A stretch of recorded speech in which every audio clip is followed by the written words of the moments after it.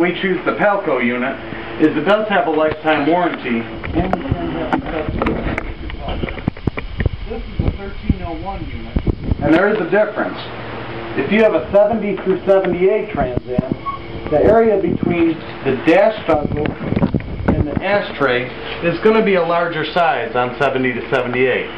In 79 to 81, this area from here to here is a little smaller. So you want to be sure that you get something that is correct for your car.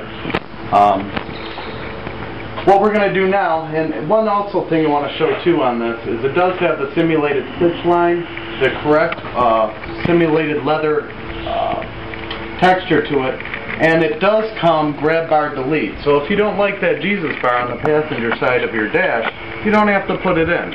If you do want it, we'll show you how to put it on in just a moment. Okay? Go.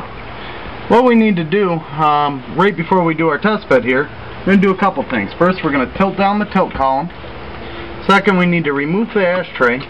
And you do that by just folding this little lip down, pulling it straight out. One other thing, and this is of note, but do you see this? This car at one point had an aftermarket alarm which someone had installed a little button. That's going to have to come out, obviously, because we need a nice clean surface. In order to do that, we can remove the ashtray liner just simply by unscrewing it. You have a screw here, and a screw all the way in the back of the unit. Go. This is just a test bit of the unit, so you can see it going into place on the car. What we'll have to do is lay our adhesive into place, and then also trim out for our dash grab bars. As you can see though, the unit literally slides into place. And all we do is bring it all the way across and in, and that's our test bit there. Now, what we're going to be doing, we're going to be adding the adhesive so that this sticks down real well. But as you can see, you don't have the dash grab bar, so if you never were a fan of it to begin with, you don't have to be now. So what we're going to do now, we're going to prep this up for paint, reset it to the color we want, and then we'll be installing it onto. What you're going to want to notice here, if you're resetting to a totally different color, aka if you were going to keep this black, is there are some areas around the dash bezel that you're going to need to re-dye to match. Now this comes just about to the dash bezel. It leaves about a 1/4 inch gap all the way along here, and then you have a gap up in here. The only real other area you're going to find that you're going to want to reset is going to be on the passenger side vent, and you can see that right here. It does come tight to it, but it doesn't come all the way. So you want to reset that into whatever color you'll be dyeing the dashboard. Good. We're going to be re-dyeing this dash cap today, and we'll also show you how to do some re-dyeing at home. In order to re-dye any plastics inside your Trans Am, you're going to need the following things. We use the SEM product line. It's the best coverage, doesn't fade, doesn't chip badly, and overall it just looks great, the finished product. For our parts, they were a factory dark maroon. We're going to be doing them in Firethorn red. It's a little brighter, wakes up the cabin a little better.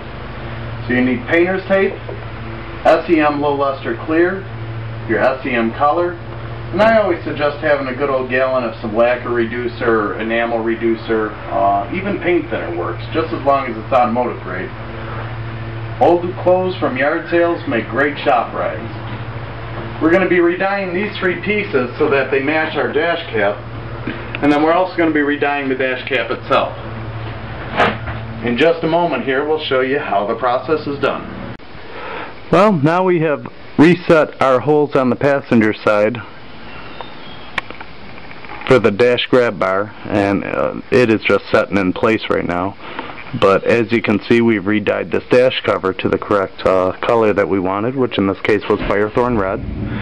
And while we were at it, we did the steering column just to make the colors the same all the way throughout. And you see we got that inner lip. So in a moment we'll be applying our adhesive and doing our final lay, and we will have this installed and put.